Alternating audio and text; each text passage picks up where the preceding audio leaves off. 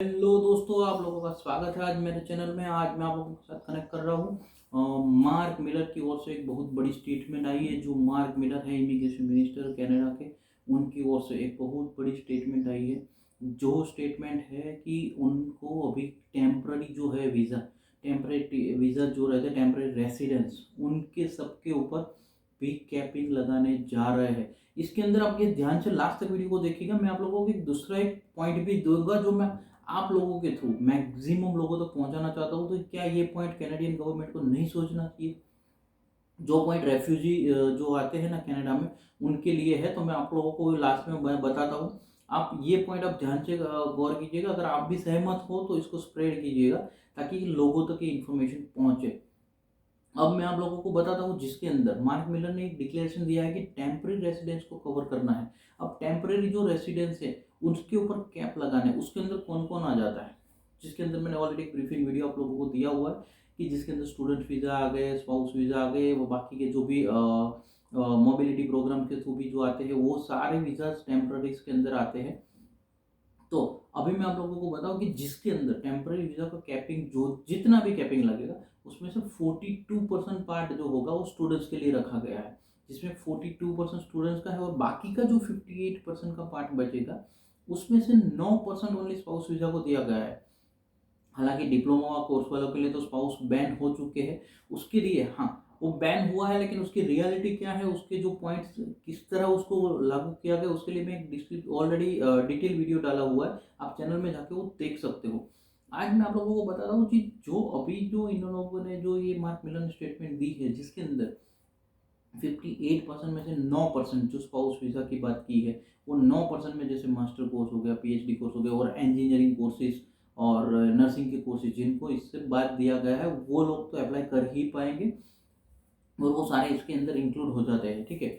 और बाकी जो अदर्स कैटेगरीज के अंदर आता है उसको, अब मार्क मिलर ने क्या बताया? मार्क मिलर ने एक स्टेटमेंट ये दिया है कि जो उनकी जो पॉपुलेशन है कनाडा की, उसमें एक्चुअली कनाडा को एक आदत सी हो गई थी कि जिसके अंदर कनाडा जो है वो टेम्पररी जो रेसिडेंट्स आते हैं उन पे वो लोग वो सपोर्ट करते हैं। जिसके अंदर टेम्पररी जो भी रेसिडेंट्स है उनके ऊपर डिपेंड होने की आदत होगी, उनके थ्रू ही अपनी इंडस्ट्रीज को रन करने की आदत होगी। तो उसको कंट्रोल करने के लिए उनका एक प्लानिंग है कि जिसके अंदर वो ये कंट्रोल है पॉपुलेशन, जो कनाडा की पॉपुलेशन है, ओवरऑल पॉपुलेशन जितनी है उसमें से 6.2 जो है वो ये टेम्पररी रेसिडेंस होते हैं।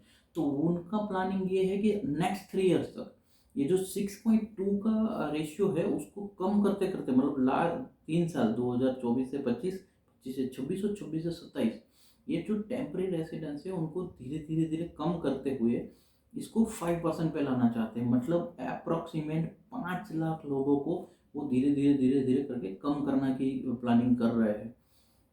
जिसके अंदर उन लोगों ने उनको कंट्रोल करने के लिए जो एक कैप लगाने की बात की है मैंने, वो उनको कैप लगाने का एक प्लानिंग है कि ये प्लानिंग के थ्रू हम लोग अभी आगे बढ़ना चाहते हैं। अब मैं आप लोगों को बताता हूँ जो मैंने आपको पहले स्टार्टिंग में बताया की पॉइंट। मैं जो मार्क मिलर के जो स्टेटमेंट आ रहे हैं, आईआरसीसी जो भी चेंजेस कर रही है, उसके ऊपर मेरा एक पॉइंट ऑफ व्यू है जो मैं आप लोगों के साथ शेयर करना चाहता हूँ। आप लोगों को भी अगर अच्छा लगे इसको मैक्सिमम शेयर कीजिए कि हम मैं आप लोगों के जरिए मैं चाहता हूँ कि ये क्वेश्चंस भी कैनेडियन इमिग्रेशन के ध्यान में आए कि अगर ये चीज़ ये लोग सोच रहे हैं कि जिसके अंदर स्टूडेंट्स को कैप करने की सोच रहे हैं, जो स्टूडेंट जिनके थ्रू उनको अप्रॉक्सीमेट, ज़्यादा नहीं मैं नहीं बोल रहा हूँ, बट अप्रॉक्सीमेटली 22 बिलियन का इनको इकोनॉमी में सपोर्ट मिलता है। जिसके अंदर मैंने आप लोगों को एक वीडियो में बताया था कि 1,70,000 जॉब जो लास्ट ईयर क्रिएट की गई वो इंडियन स्टूडेंट्स के सपोर्ट के थ्रू थी। तो अप्रॉक्सीमेटली एवरी ईयर जो 2 लाख जॉब क्रिएशंस होते हैं वो इंडियन स्टूडेंट्स के थ्रू होते हैं। तो 22 बिलियन मतलब 22 बिलियन का इकोनॉमी को सपोर्ट है, उसको वो कैपिंग कर रहा है। बट जो एक चीज़ है जिसको कैप नहीं कर सकते वो है कनाडा का रेफ्यूजी की बात। कनाडा एक वेलफेयर जो बोलते कंट्री है। तो जैसे उन्होंने मार्क मिलर ने यही बताया कि वो लोग रेफ्यूजी को कंट्रोल नहीं कर सकते। अगर मान लीजिए कि उन्होंने ये भी बताया कि ये जो भी आंकड़े हम दे रहे हैं अभी वो एक टेंटेटिव है। हाँ, अगर फ्यूचर में रसिया, सीरिया, यूक्रेन ऐसा कुछ भी फिर से यूज हो जाए, अफगानिस्तान या कुछ भी, तो ये रेफ्यूजी आने के कारण ये संख्या और कम हो सकती है। तो मेरा क्वेश्चन ये है कि जो रेफ्यूजीज आ रहे हैं वो तो इकोनॉमी में पार्ट ही नहीं दे रहे कुछ। तो जो मेन पार्ट जिनको मिल रहा है, जो स्टूडेंट्स के थ्रू है, पीआर वालों के थ्रू है, टेम्परेरी रेसिडेंट के थ्रू है, तो क्या कहना है, को ये नहीं सोचना चाहिए कि रेफ्यूजी के ऊपर कुछ प्लानिंग करी जाए? क्योंकि देखो रेफ्यूजी की संख्या अनगिनत है, जिसके अंदर आप उसको ना कंट्रोल वो लोग कर पा रहे हैं, ना तो उसके अंदर अभी भी उन्होंने कुछ कैप के रिगार्डिंग कुछ बोला है कि इतने ही रेफ्यूजी को हम शरण देंगे। अभी भी फ्यूचर में उन्होंने बताया कि कुछ भी ऐसा हो जाता है तो हम लोग, हाँ वेलफेयर कंट्री हम समझते हैं, बट एक लॉजिकली कंट्री की इकोनॉमी को अगर प्लस करना है तो जो इकोनॉमी में सपोर्ट कर रहे हैं उसके ऊपर सारे चेंजेस लगाए जा रहे हैं, तो इसके ऊपर क्यों नहीं? ये मेरा एक क्वेश्चन है। अगर आप लोग इससे सहमत हो तो वीडियो को शेयर कर दीजिए, लाइक कर दीजिए, और अभी तक चैनल को सब्सक्राइब नहीं किया सब्सक्राइब कीजिए, और आपका जो भी पॉइंट ऑफ व्यू आप कमेंट में डालना कि ये पॉइंट आपको कैसा लगा है, तो हम लोग उसके ऊपर सोचेंगे, जो भी है हम लोग अब ट्राई करते हैं। और कुछ भी आपको क्वेश्चन हो कमेंट में पूछिए, और ये पॉइंट ऑफ व्यू कमेंट में डालना मत भूलना कि आप लोगों को क्या इसका पॉइंट ऑफ व्यू है। Thank you so much. जय हिंद, जय भारत।